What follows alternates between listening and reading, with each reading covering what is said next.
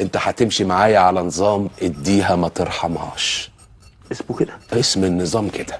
اللي يقول لك انت خسيت ازاي تقول له ايه؟ اديها ما ترحمهاش. اديها ما ترحمهاش. ده نظام سهل وبسيط. بالنسبه للفطار حضرتك هتصحى من النوم اضرب براحتك، اللي يقابلك غب على طول. بيض بالسمنه، فول بالسمنه، سمنه بالسمنه. سمنه بالسمنه دي انا بموت فيها.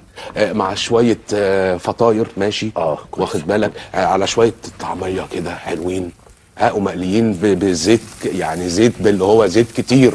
بتنجان بقى شويه ايوه، البتنجان بقى مقلي فاهم، والطماطم دلع نفسك وايه اديها ما ترحمهاش. ما ترحمهاش. نخش على الغدا.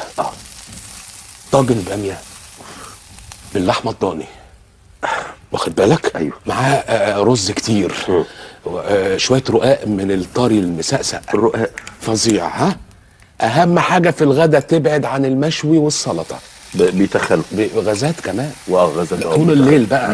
ابعد عنهم. نيجي على العشاء بقى. نفس الغدا بالظبط يا رب بالملي. حلو ده قوي. بس معاه وحدايه زبادي لايت. دي بقى ما بتحبها جبنه قريش. ما هو انت برضه لازم تغزي العين شويه. ما هو انت يعني اي حد يسالك اتعشيت ايه هتقول له ايه؟ حاضر صح. زبادي لايت جبنه قريش. الباقي ده بيني وبينك مع بعضينا. الباقي ده ما حدش يعرف عنه حاجه الا انا وانت وبس.